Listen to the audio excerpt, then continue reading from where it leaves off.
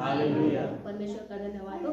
और आइए हम लोग वचन को देखेंगे और पढ़ेंगे। व्यवस्था विवरण उसका 30 अध्याय उसका 19 पद हम लोग देखेंगे।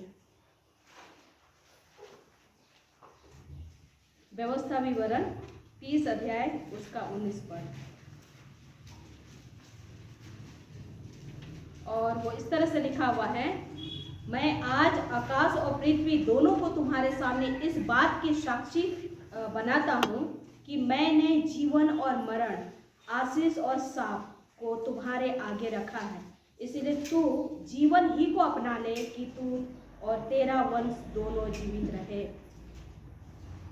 यहाँ पर हम लोग सुंदर सा परमेश्वर का वचन को देखते हैं। और उससे पहले हम ये बोलना चाहेंगे कि आज हम लोग चारों तरफ जब अपने आस पड़ोस में या फिर अपने जीवन में भी हम लोग देखते हैं तो क्या देखते हैं, कुछ ऐसे बातें, कुछ ऐसी चीज़ें जो हमें डरा के रखती है, जो हमें मतलब मजबूर करती है कि ये क्यों हो रहा है। जैसे अभी देख रहे थे कि वो भी सोच रहा था कि वो लोग कैसे इतना अच्छा, बुरे लोग जी रहे हैं। भजन संहिता में भी हम लोग, बुरे लोग इतने अच्छे से जी रहे हैं, मैं प्रभु के सामने जाता हूँ, मैं जाती हूँ, इतना अच्छा से हम रहते हैं, प्रार्थना करते हैं, लेकिन क्यों मेरे साथ अच्छा नहीं हो रहा है। बहुत बार हम लोग ये भी सोच सकते हैं, क्योंकि चारों तरफ इस तरह की बुराई को हम लोग देखते हैं और उससे हम भी इम्पैक्ट होते हैं, हम भी मतलब प्रभावित होते हैं, हम भी उस बुराई को अपने जीवन में प्रभाव मतलब हावी होते हुए हम देखते हैं और उससे हम क्या होते हैं, डर जाते हैं। तो ये हम मसीह मतलब दूसरे लोग तो करते ही हैं, लेकिन उसमें हम मसीही भी शामिल हैं कि संसार में जो हो रहा है वो हमारे जीवन में भी होता है।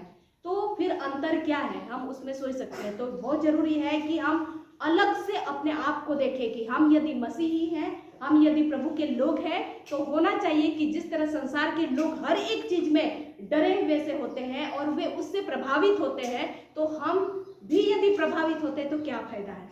तो ये बात बहुत जरूरी है कि हम और आप इस बात को समझें कि हम चुने हुए लोग हैं और प्रभु हमारे जीवन में एक विशेष आशीष को देना चाहता है। और उस आशीष को कैसे ले, उस प्रभाव को हम अपने जीवन में कैसे देखें, इसीलिए हम आज इस वचन को देखेंगे। और आइए हम लोग क्या देखें यहाँ पर कि मैं आज आकाश और पृथ्वी दोनों को तुम्हारे सामने इस बात की साक्षी बनाता हूँ। आकाश और पृथ्वी दोनों को साक्षी बना के ये कहता है, परमेश्वर कहता है कि मैंने जीवन और मरण, आशीष और शाप को तुम्हारे आगे रखा है। इसीलिए तू जीवन ही को अपना ले कि तू और तेरा वंश दोनों जीवित रहे। और क्यों चिंता करते हम लोग, कभी कभी अपने चुनाव के चलते हम लोग उस तरह के प्रभाव में होते हैं, उस तरह के मतलब बुराई में हम भी फंसते हैं अपने चुनाव के चलते। तो यहाँ पर हम लोग क्या देखते हैं कि परमेश्वर इजरायलियों को ये संदेशा देता है कि तुम्हारे सामने में दो चीजें हैं, जीवन और मरण, दोनों को मैं रखता हूँ। और क्या लिखा है कि मैंने जीवन और मरण, आशीष और शाप को तुम्हारे आगे रखा है, इसीलिए तू जीवन ही को चुन ले। ये दोनों है, ये संसार में हम रहेंगे तो आपके सामने में जीवन भी रहेगा, मरण भी रहेगा, आशीष भी होगी, शाप भी होगी। लेकिन हम हर एक के लिए एक ऑप्शन है कि आप जिसको चुनते हो वही आपके लिए होगा। Hallelujah, hallelujah. तो यदि आपके जीवन में कोई बुराई दिखती है, कोई आप ऐसे बातों को देखते हैं कि आप उलझे हुए हैं, कहीं ऐसा ना हो कि आपने उस बात को चुन लिया है जो जीवन ना देता हो और इसीलिए आप प्रभावित हैं। और इसीलिए बहुत ध्यान देने की आवश्यकता है। दोनों तो है हमारे पास। बहुत सारे जैसे जवान लोग एग्जाम आप लोग देते हैं इंटरव्यू में, या फिर वहाँ पर मतलब ऑब्जेक्टिव होते हैं ना, या फिर क्या बोलते हैं उसको कि 2 ABCD देते हैं, तो उसके बाद क्या ऑप्शन है उसमें आप भरते हैं। और मतलब जो अच्छा आंसर आप लिख लिए तो बहुत अच्छा, कि शॉर्ट में है, लेकिन वहाँ चुनना पड़ता है कि ध्यान से कि कौन सा हम चुनेंगे तो मेरा सही आंसर जाएगा। तो वही है कि हमारे पास जीवन और मरण, ये मतलब जीवन और विनाश दोनों है। लेकिन ये बहुत ये वाली बात है कि आप किसको चुन रहे हो। और बहुत बार हम कहीं ना कहीं बोलते तो हैं कि हम अच्छा को चुन रहे हैं, लेकिन कहीं ना कहीं हम बुरे में फंस जाते हैं। ये ध्यान देना बहुत जरूरी है। और इसीलिए लिखा हुआ है जीवन और मरण, आशीष और शाप को तुम्हारे आगे रखा है। अब तेरी बारी है कि तुम उसको कैसे चुनते हो। परमेश्वर ये भी आज्ञा देता है, इसीलिए तू जीवन ही को अपना ले।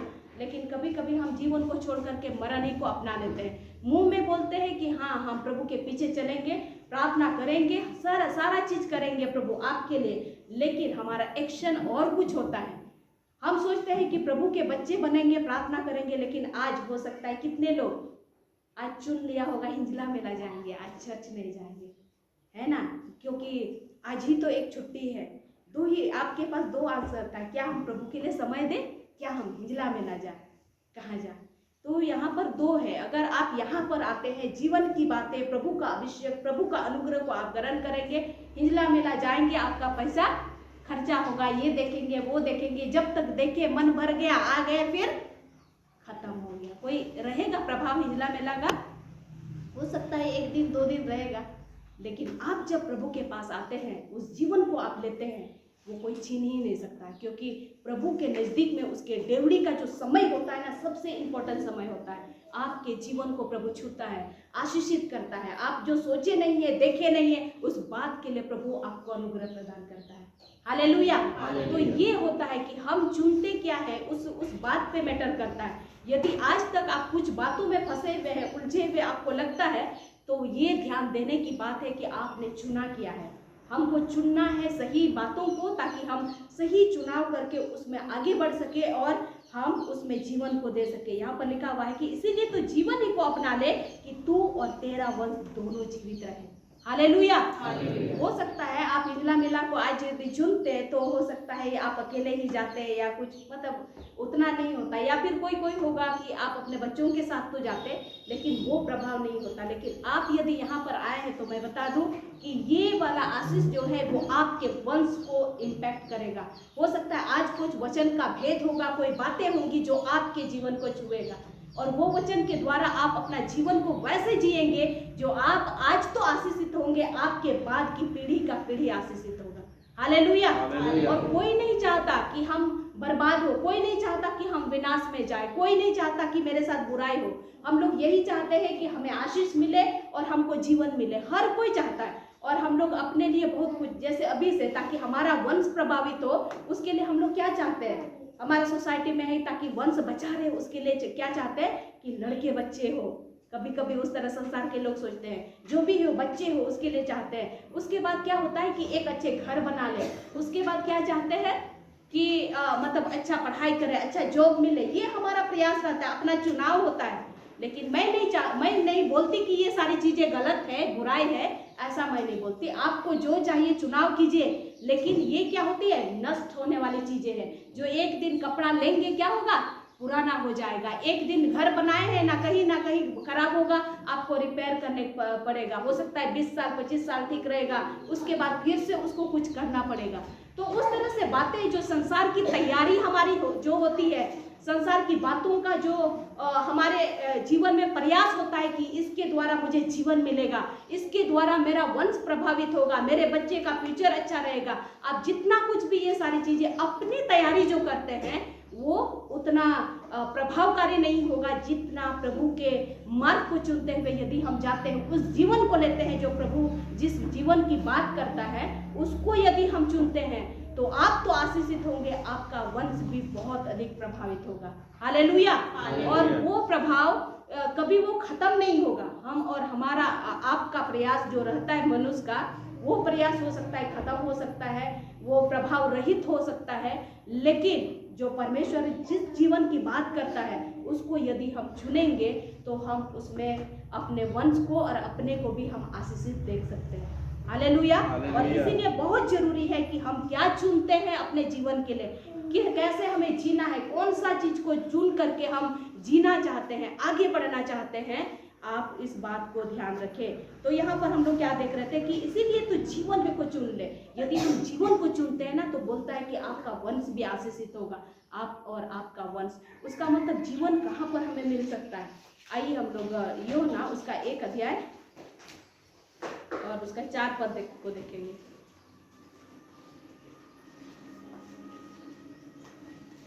यूहन्ना 1 अध्याय उसका 4 पद, जिसको भी मिलता है आप पढ़ लीजिए।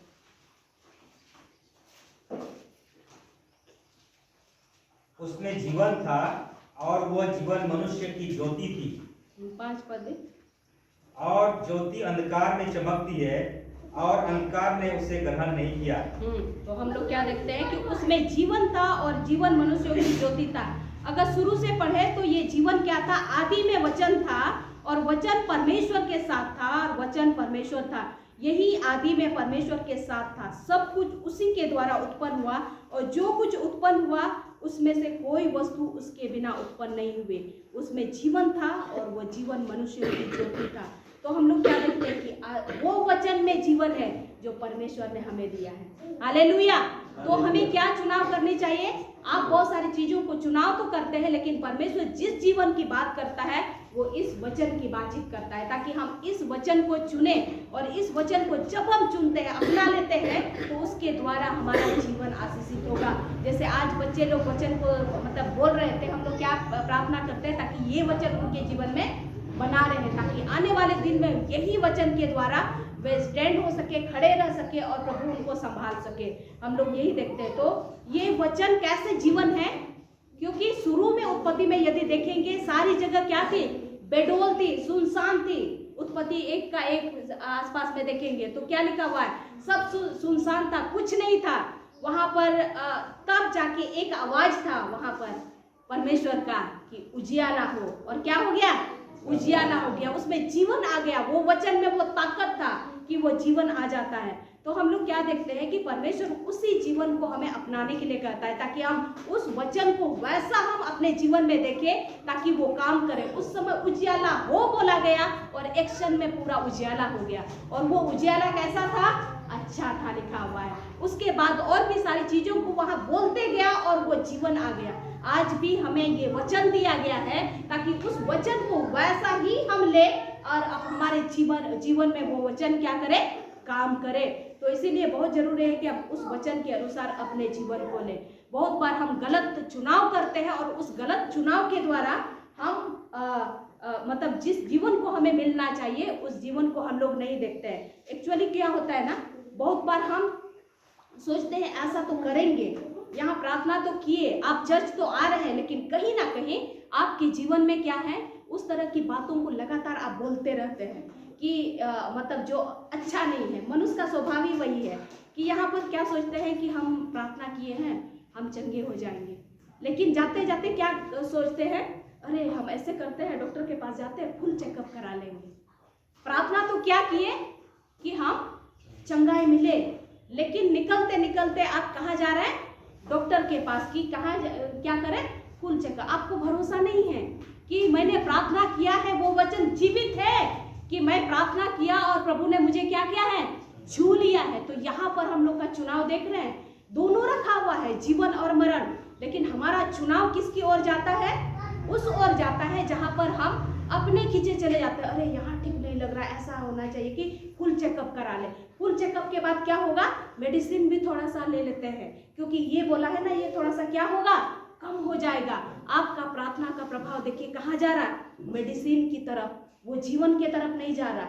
उस तरह की बातें। तो बहुत सारी चीजें हैं जो जीवन में हम कुछ बातों को बोलते हैं कि ऐसा है, मतलब कुछ भी कर लिए, दूसरे लोग क्या बोल रहे हैं उसको ज्यादा सुनते हैं। परमेश्वर का वचन आप पढ़ लिए सुबह सुबह, लेकिन जाते जाते अरे जानते हैं भाई ऐसे ऐसे हो रहा है, यहाँ पर ऐसे, तो आप उस बात की ओर मन को लगा लेते हैं। आप भूल जाते हैं कि मैंने वचन में क्या पढ़ा है, परमेश्वर की प्रतिज्ञा क्या है, उस बात को हम भूल जाते हैं। और इसीलिए आज यदि हम प्रभावित होते हैं, हम डरे हुए होते हैं, यदि हम उस तरह के चिंताओं में पड़ते हैं, तो इसीलिए क्योंकि जो वचन जो जीवित है, उस जीवित वचन को जैसे जीवित रूप में हमारे जीवन में होना चाहिए वैसा हम नहीं कर पाते हैं। बहुत बार कोई भी कुछ बोल दिया, मतलब तुरंत ये करते हैं। उसके बाद जैसे बीमारी के विषय में, अरे जानते हैं मतलब कमर दर्द कर रहा है, कमर दर्द कर रहा है, तो तुरंत क्या होता है उधर में, मतलब क्या बोले आप? कमर दर्द कर रहा है। जानते हैं किस तरह का दर्द कर रहा है? अच्छा वो बोलेंगे इस तरह से दर्द करता है, ऐसे से। अरे वहाँ पर तो बोला गया उसमें ना हड्डी पूरा चूर चूर हो जाता है, इसीलिए आप पता नहीं ज़्यादा दिन होने के बाद चल भी नहीं सकते। अरे तब तो मतलब ये बात तो सुन लिया, उधर जाकर के जानते हैं वहाँ पर वो डॉक्टर है ना, वो तो कोई बात नहीं, कमर का दर्द वो तो ठीक कर दिया। अच्छा वहाँ पर हाँ तो उधर, लेकिन यहाँ पर अलग है कि यहोवा हमारा चंगा करने वाला है। जितने लोग यीशु मसीह के पास आए सब चंगे किए गए। आपने बहुत अच्छा से पढ़ लिया, लेकिन जैसे ही जाते हैं आप अपने कमर दर्द के लिए इस वचन पर नहीं, लोग ने बगल वाला क्या बोला उससे ज़्यादा प्रभावित होते हैं और सोचते हैं कि नहीं, वहाँ जो जड़ी बूटी वाला है वहीं पर ये होगा, यहाँ पर वहाँ जाएंगे तो यहाँ पर से ठीक होगा। मैं नहीं बोलती कि नहीं जाना चाहिए, लेकिन हमारा एक जो नेचर है, एक जो हमारा स्वभाव जो है, उस तरह का स्वभाव है कि हम बहुत अधिक मतलब संसार की बातों से प्रभावित होते हैं। इतना सुंदर सुंदर परमेश्वर का जो वचन दिया गया है, जीवित वचन, उस जीवित वचन को जैसा अपने जीवन में लेना चाहिए वैसा हम नहीं लेते हैं। मैं नहीं बोलती कि आप ही ऐसे करते हैं, मेरा भी ऐसा ही था, मैं कहूँगी। और अब मैंने उस तरह से देखना शुरू किया है कि प्रभु, ये जो वचन आप बोल रहे हैं ये सच्चा है, क्योंकि आप ये सारी बातें कहानी के रूप में नहीं हैं। आप जैसे वचन को ग्रहण करेंगे वैसा होगा। और ये चीजें मैं बता दूं कि ये मैंने अपना अनुभव किया। मैं यहाँ पर सोच ही रही थी कि मेरा घर कैसे कंप्लीट होगा। उस घर के कंप्लीट होने के लिए हम क्या करते हैं कि बहुत बार मेरा ध्यान जाता है उधर कि कहाँ से पैसा मिले, यहाँ से मिले, और मेरा अलग ही चीजों पर। जो परमेश्वर बोलता है कि मैं यहोवा तेरे संग हूं और हर एक तेरी जरूरतों को मैं पूरा करूंगा, उस बात को मैं भूल जाती हूँ। परमेश्वर तू तो मेरी सारी जरूरतों को पूरा करेगा। और उससे क्या होगा कि जैसे ही निकलती हूँ उन बातों को, उस प्रतिज्ञा को भूल करके उधर हम करने लगते हैं। और इसीलिए क्या होता है, आपका भरोसा है, तुम तो उधर ही भरोसा कर रही, तो भरोसा करो। जिस जहां से भरोसा कर रहे हो उधर से ही मिलेगा। मेरे ऊपर तुम भरोसा करो, तब तो देखोगे। मैंने वही भरोसा करना शुरू कर दिया और अद्भुत तरीके से परमेश्वर अद्भुत है, ऐसा द्वार खोलता है मेरे लिए कि धीरे, अच्छा ये चाहिए, चलो ये तुमको हम दे देते हैं। बहुत बार बच्चों की पढ़ाई के लिए सोचते हैं कि कहाँ से होगा, कहाँ से, मतलब संसार की तरीके से। लेकिन प्रभु ने कहा है कि यदि तुम मुझ पर विश्वास करोगे ना, भरोसा करोगे, परमेश्वर हर एक जरूरतों को पूरा करेगा। और मैंने उस बात को समय की पूर्णता में पूरा होते हुए देखा है। डर लगता है बात करते हुए कि क्या होगा, लेकिन चूंकि परमेश्वर का वायदा है, उस वायदा को, उस प्रॉमिसों को उसी रीति से देखेंगे जिस तरह से हमारे लाभ के लिए दिया गया है, तो आप उस लाभ को देखने पाएंगे। हालेलुया। तो परमेश्वर एक्चुअली वो चाहता है कि हम उस तरह से उस बात को देखें। यहाँ दोनों बातें चुनाव करनी है। आप किस बात को चुनाव करते हैं?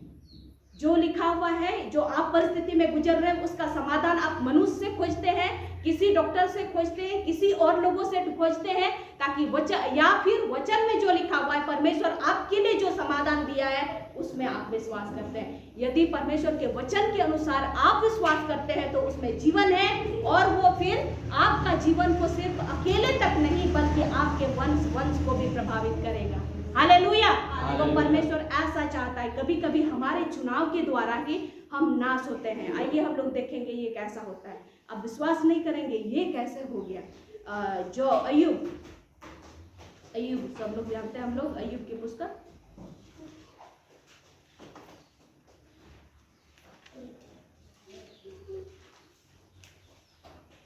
अय्यूब उसका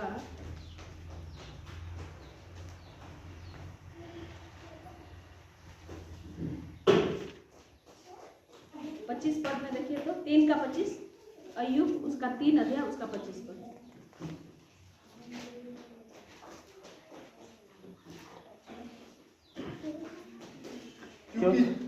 क्योंकि जिस डरावनी बात से मैं डरता हूँ वही मुझ पर आ पड़ती है, और जिस बात से मैं भय खाता हूँ वही मुझ पर आ जाती है। हम लोग यहाँ पर 3 पद में क्या देखते हैं? क्योंकि जिस डरावनी बात से मैं डरता हूँ वही मुझ पर आ पड़ती है, और जिस बात से मैं भय खाता हूँ वही मुझ पर आ जाती है। आप ये जानते हैं अय्यूब कैसा था? बहुत ही खरा आदमी था, बहुत ही सीधा आदमी था, परमेश्वर का भय मानने वाला व्यक्ति, बहुत ही अच्छा और धर्मी व्यक्ति था। और वो क्या करता था ताकि उसके बच्चे नाश ना हो, मतलब बुराई में ना जाए।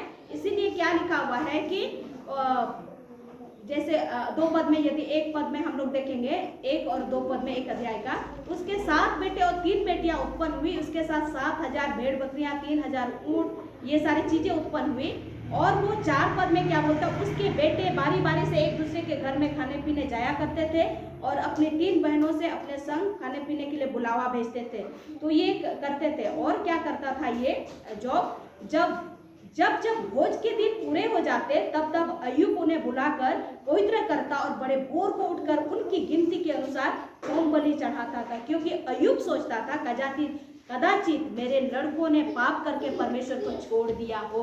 तो ये उनको डर था ऐसा कि मेरे लड़के लोग, मेरे बच्चे लोग पाप करेंगे और वे परमेश्वर से दूर हो जाएंगे। और इसीलिए उनको डर रहता था कि नहीं, हमको बार बार अपने बच्चों को बुला करके उनके साथ क्या करना है, परमेश्वर की आराधना करना है। आज इसीलिए पेरेंट्स लोग भी ध्यान से सुनेंगे कि ये क्या करता है, प्रार्थना करता है, बलिदान चढ़ाता है परमेश्वर को, ताकि मेरे बच्चे पाप की ओर ना जाए, उस प्रयास में रहता था।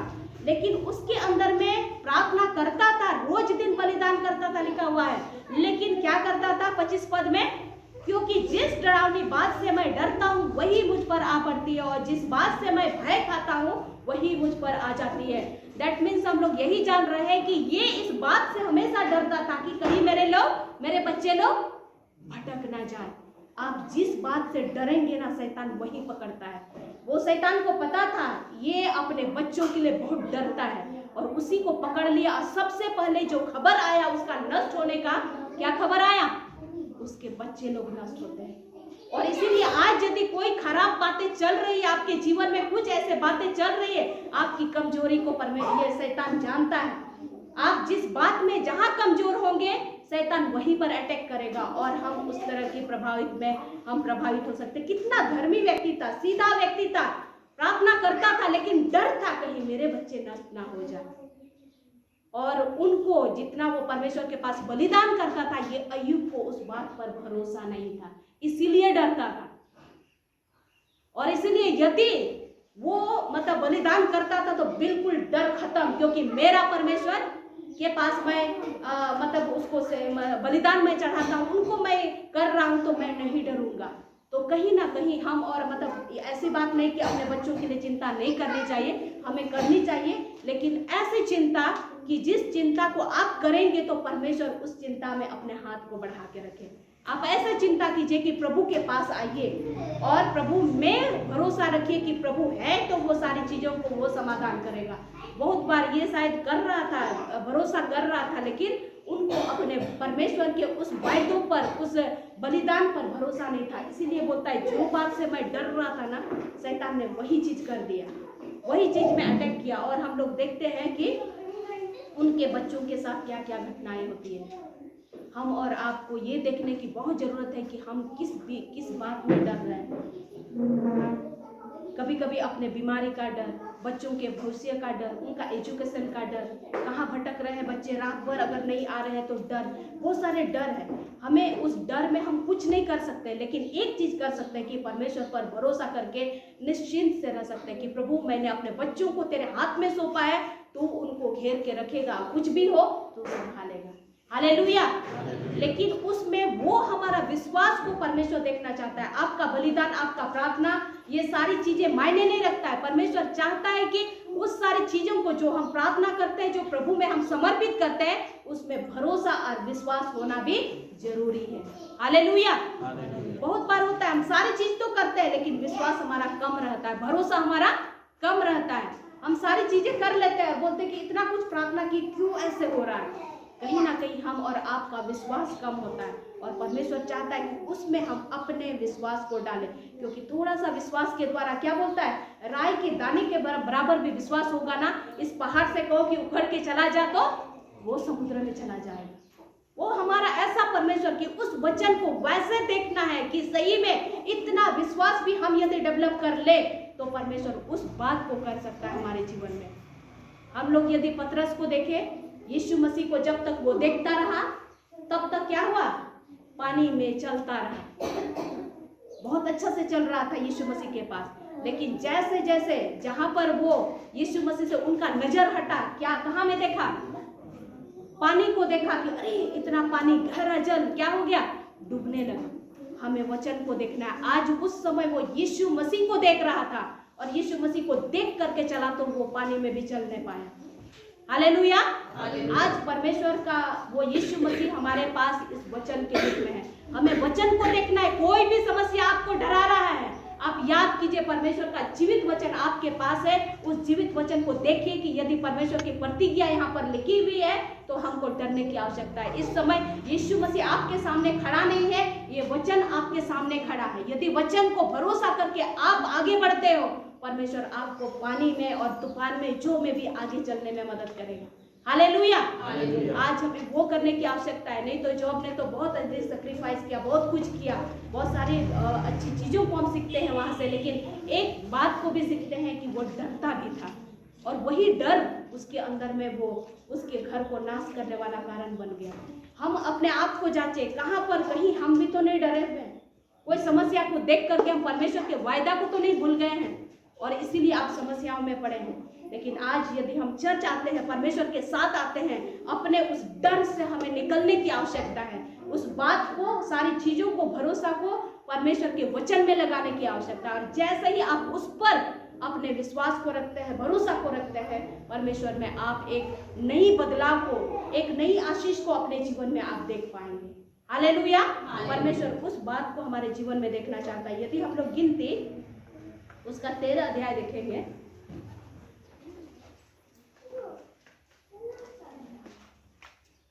गिनती उसका 13 अध्याय उसका 30 पद,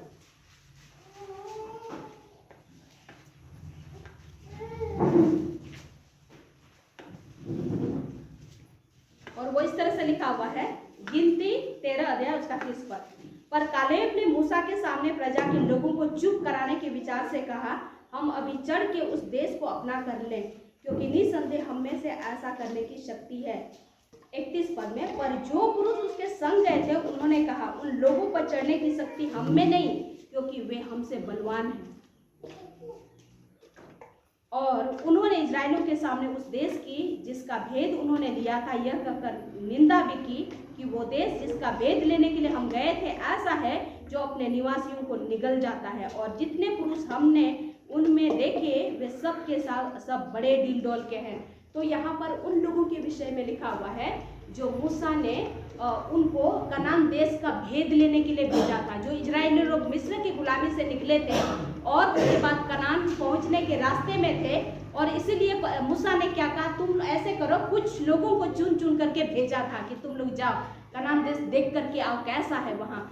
एक भेदिए के रूप में तुमको अपने आप को प्रकट नहीं करना है, क्योंकि वहाँ पर अगर प्रकट करोगे तो लोग तुमको क्या करेंगे, मार डालेंगे तुमको। और इसीलिए वे लोग भेद लेने के लिए जैसे ही जाते हैं और कनान देश में जैसे ही प्रवेश करते हैं तो जैसे ही देखने लगे तो क्या देखे वहाँ पर, अरे वाह बहुत उपजाऊ जमीन है, एकदम बहुत बहुत ही उपजाऊ। और लिखा हुआ है वहाँ पर जब वो लोग देखे अंगूर के खेत में से होकर के जब जा रहे थे, इतना बड़ा बड़ा अंगूर, मतलब हम लोग नहीं कल्पना कर सकते कितना बड़ा बड़ा होगा, हमको नहीं पता, लेकिन इतना उपजाऊ था कि जब एक गुच्छा को काटे तो एक जन उठा नहीं सकता था वो गुच्छा, दो जन लकड़ी को घुसा करके एक जन आगे एक जन पीछे करके उस गुच्छा को लेके आए।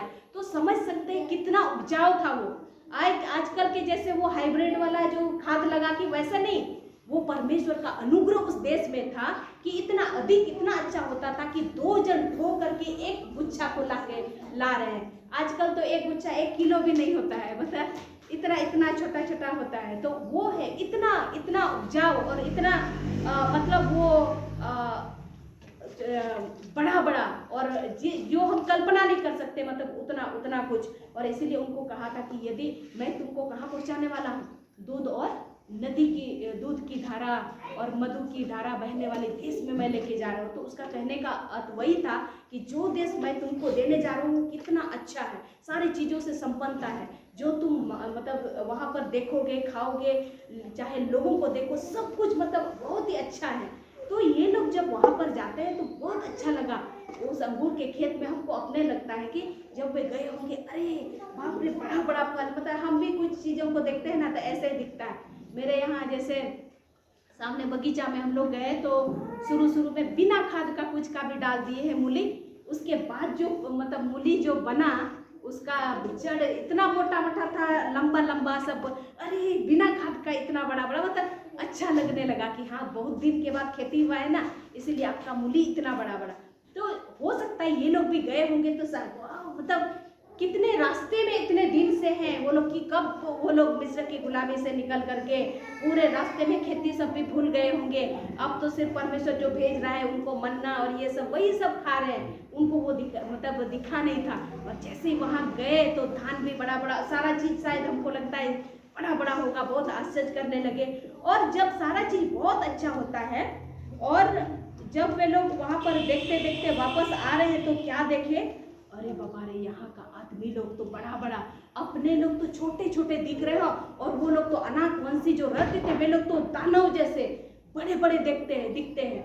और तब वहीं पर उनका सारा बल घट गया। जितना जो बड़ा बड़ा अंगूर देखे थे, जो सुंदर सुंदर सारा चीज देखे थे कि इतना मतलब फल फूल वाला जगह है, सारा चीज भूल गए। सिर्फ एक चीज दिखाई देने लगा उनको, क्या कि दानव जैसे आदमी। अब तो इस कनान देश में हमारा पहुंचना क्या है, मुश्किल है। वो लोग क्या बोल रहे हैं यहाँ पर जो पुरुष उनके संग गए थे उन्होंने कहा उन लोगों पर चढ़ने की शक्ति हम में नहीं है। वो लोग क्या है, क्योंकि वे हमसे बलवान है, वे लोग बोल रहे हैं। तो इतना डर गए वे लोग कि अरे बाबा रे, इतना बलवान, इतना बड़ा आदमी, चलिए आप तो नहीं जा सकेंगे। ये देखिए, परमेश्वर ने उनको मिस्र की गुलामी से एक बड़े वायदे के साथ उनको लेके आया है कि तुमको मैं उस देश में पहुंचाऊंगा जहां पर दूध और मधु की धारा बहती है, उस तरह की उपजाऊ जगह में लेके जाऊंगा और मैं तुम्हारे साथ रहूंगा और तुम वहां पर, वो जगह तेरा जगह होगा। इस बात को परमेश्वर ने वायदा किया था। उस वायदा के साथ वहां से वे निकले थे, उसको स्मरण करते हुए। लेकिन जैसे ही वहां पर जाते हैं, उनको अपने सारे उपजाऊ भूमि, सारे परमेश्वर का वायदा सब एक साइड में, और क्या दिखाई देने लगा, दानव दिखाई देने लगा उनको, कि दानव ही बहुत बड़े हैं उनके लिए, वो चीज हो गया।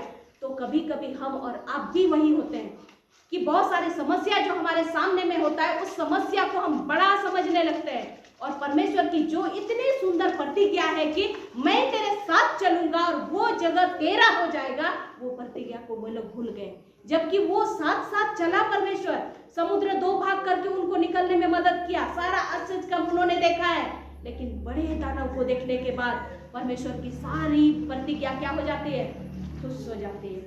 हम और आप भी चर्च आते हैं, प्रार्थना करते हैं, लगता है कि हाँ परमेश्वर ने मेरी प्रार्थना सुन लिया। जैसे ही चले गए, कोई समस्या आ गया, सारी वो प्रार्थना का ताकत गया, काम से खत्म, नहीं लगता है कि कुछ होगा। और सिर्फ आपका दिमाग, आपका सारा चीज उस समस्या में आ जाता है कि नहीं, ये समस्या तो ऐसे आ पड़ा है। इतना आप टूट जाते हैं, इतना आप गिर जाते हैं, आपको लगता है कि कोई समाधान है ये नहीं। लेकिन परमेश्वर का वचन कहता है कि परमेश्वर का बहुत बार वायदा किया है। ये परमेश्वर बोलते कि 7000 वायदे हैं परमेश्वर के इस बाइबल के अंदर में, और उतने वायदे हर परिस्थिति के लिए। आप डर रहे हैं, परमेश्वर बोलता है मत डर। कितना बार वहां पर लिखा हुआ है बाइबल में, बोलते हैं कि 365 बार मत डर वाला बात है। कितना बार, 365 बार। और 365 बार से आप क्या समझते हैं, हाँ, ये पूरे साल के लिए, एक एक दिन के लिए। जैसे उठते हैं परमेश्वर बोलता है मत डर, क्योंकि हम डरपोक ही हैं, और इसीलिए शायद इतना लिखा हुआ होगा, हर दिन के लिए एक एक मत डर।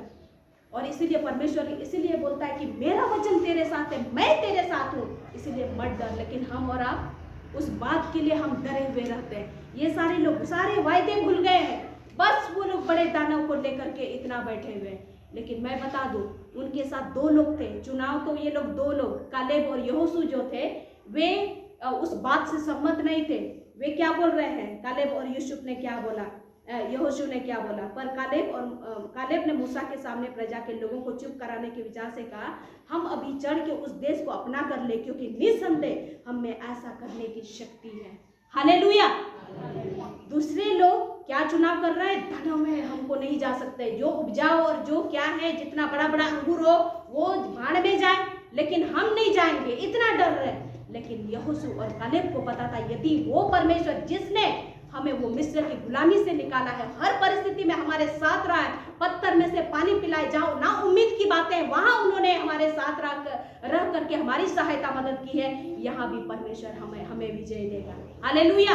इस बात के साथ वे लोग वहां पर जब उनको बोलते हैं कि हमारे में वो शक्ति है, तो लोग उस मतलब जो भी आपके पास परिस्थिति हो रही है, कोई भी, चाहे वो आर्थिक तंगी हो, आपकी पढ़ाई की बात हो, आपकी एजुकेशन की बात हो, जहां आपको लगता है कि ये असंभव सा है, लोग आपको बहुत तरह की कमेंट देंगे, ऐसे होगा वैसा होगा, लेकिन आपको अपने परमेश्वर का वायदा याद करना होगा कि यदि आप परमेश्वर में बने हुए हैं, परमेश्वर आपके साथ है और उसको वे आपको सब बातों में विजय देगा। हालेलुया। यीशु मसीह इस संसार में आकर के अपने आप को ऐसा बलिदान कर दिया कि कि मतलब अपने ऐसा जी लिया हमारे मनुष्य जैसे कि हम मनुष्य की जैसे में जो भी परिस्थिति आती है उसका विजय यीशु मसीह ने हमें सब बातों में दे दिया है। हालेलुया।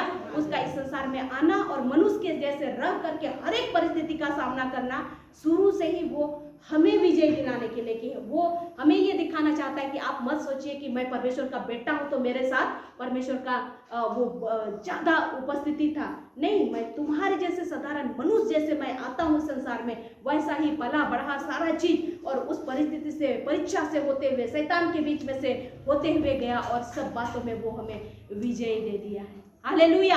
और इसलिए हम ये नहीं बोल सकते कि वो तो परमेश्वर का बेटा था इसलिए उसके साथ ऐसा हो सकता है, हमारे साथ नहीं। जी नहीं, यीशु मसीह कहता है कि हम और आप, यीशु मसीह जिस तरह से सब बातों में विजय को पाया, उसी विजय को हमें दिलाने के लिए वो अपने आप को दे दिया, हमें भी वो विजय मिल गई है। हालेलुया।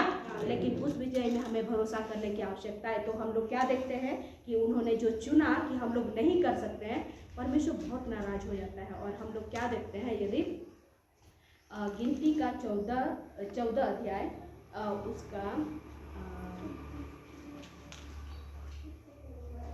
28, यहाँ पर हम लोग देखेंगे गिनती उसका 14 अध्याय उसका 28 से 30 पद तक इस तरह से लिखा हुआ है। इसीलिए उनसे कह, यहाँ पर परमेश्वर उनको ये संदेश देता है, इसीलिए उनसे कह कि यहोवा की यह वाणी है कि मेरे जीवन की शपथ, जो बातें तुमने मेरे सुनते कही है, निसंदेह मैं उसी के अनुसार तुम्हारे साथ व्यवहार करूंगा। तुम्हारे सब इसी जंगल में पड़े रहेंगे और तुम सब में से 20 वर्ष के या उसके अधिक आयु के जितने गिने गए थे और मुझ पर बुड़बुड़ाते थे, उनमें से युपुन्ने के पुत्र कालिब और नून के पुत्र यहोशू को छोड़ कोई उस देश में ना जाने पाएगा जिसके विषय में मैंने शपथ खाई है कि तुमको उसमें बसाऊंगा। हालेलुया। तो यहाँ परमेश्वर की वाणी क्या है, चूंकि जो लोग डर गए थे, जो लोग वहां पर भेद लेने गए थे, क्या किया, उनको बोला कि तुम लोग चूंकि डर गया, उस दानों को ही ज्यादा महत्वपूर्ण देने लगा, मुझको छोड़ करके तुम्हारा भरोसा वहां पर होने लगा और इसीलिए अब तुम क्या करोगे, उस देश में तुम नहीं पहुंचोगे।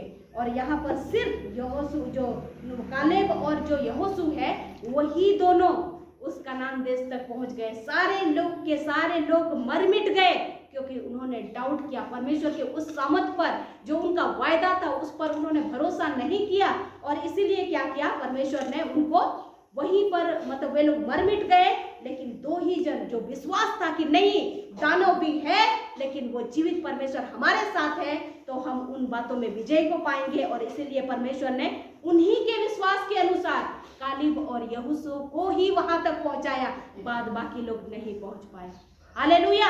तो परमेश्वर वही कहता है कि तुम जिससे जैसे विश्वास करोगी, जैसे मार्ग को चुनोगे, वैसा ही आपके लिए होगा। आप कैसे विश्वास करते हैं, आप अपनी सारी बातों के लिए, अपने फ्यूचर के लिए किस बात पर डिपेंड होते हैं? क्या आप समस्या को देखते हैं, क्या आप पैसे को देखते हैं, क्या आप परिस्थिति को देखते हैं, या फिर उस परमेश्वर पर भरोसा करते हैं कि परिस्थिति जैसा भी हो, लेकिन यदि वो परमेश्वर मेरे साथ है तो मैं उस बातों में विजय को पाऊंगा। हालेलुया।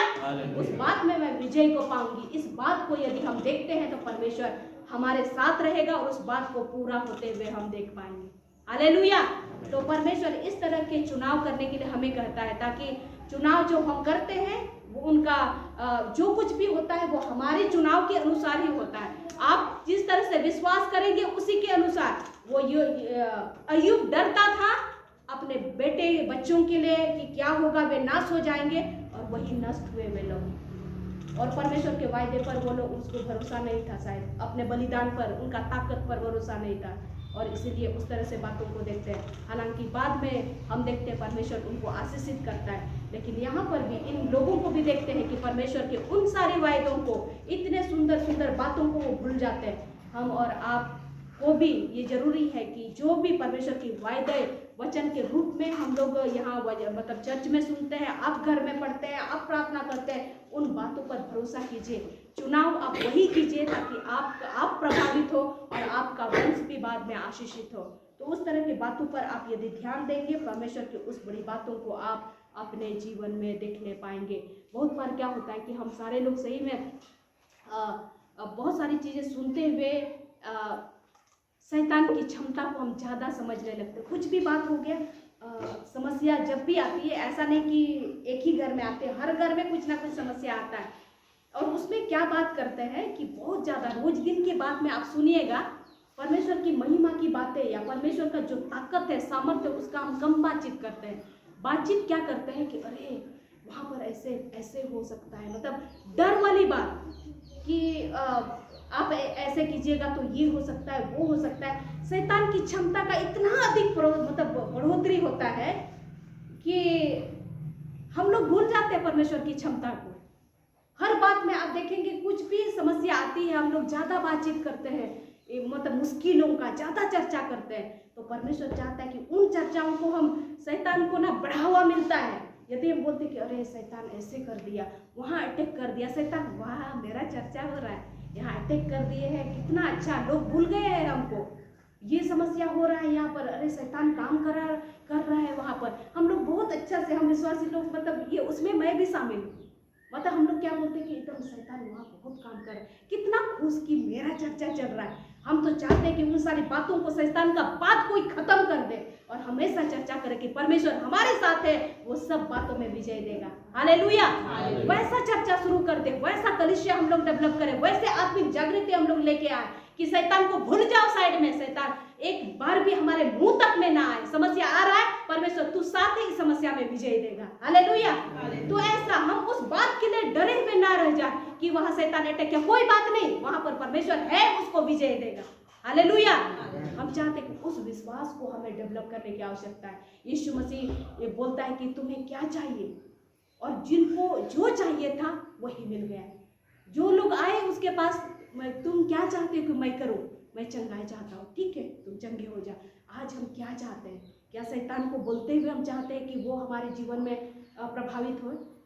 होना चाहिए कि हम प्रभु परमेश्वर के पास यदि आए हैं, हम जो चाहते हैं उसको मांगे। शैतान क्या कर रहा है उसका बखान करना, उसका काम को बोलना हम बंद कर दें, और जब हम शुरुआत करेंगे कि परमेश्वर की उस महिमा का जो हम और आपको चुना है, उसका जो बड़ी योजना है हमारे जीवन में, उसको हम करें, और तब परमेश्वर के उस अनुग्रह को हम लगातार हम देख पाएंगे, और शायद हम एक जैवन जीवन को लगातार हम जी पाएंगे।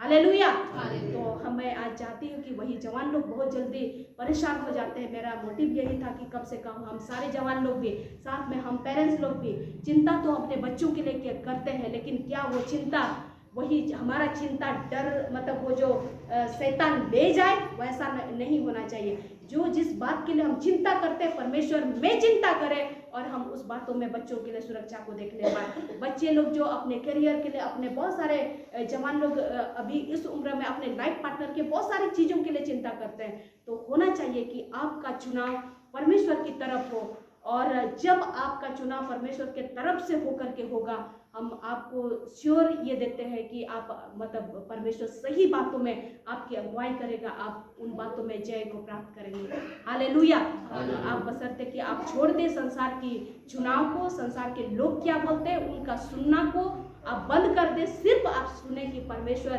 यदि वो मुझे चुना है, उसके हम बच्चे हैं, तो परमेश्वर आपके साथ है, और जिस बात में आप असक्षम है, मतलब आप कर नहीं पा रहे हैं, वहां पर परमेश्वर आपके साथ हो करके उस बातों में आपको सक्षम बनाएगा। हालेलुया। और परमेश्वर इस वचन के द्वारा हमें आशीषित करे और सहायता मदद करेंगे, हम उस बात को देखने पाए। एक वचन को पढ़ेंगे और हम लोग अंत करेंगे। 2 तिमोथी 1:7। 2 तिमोथी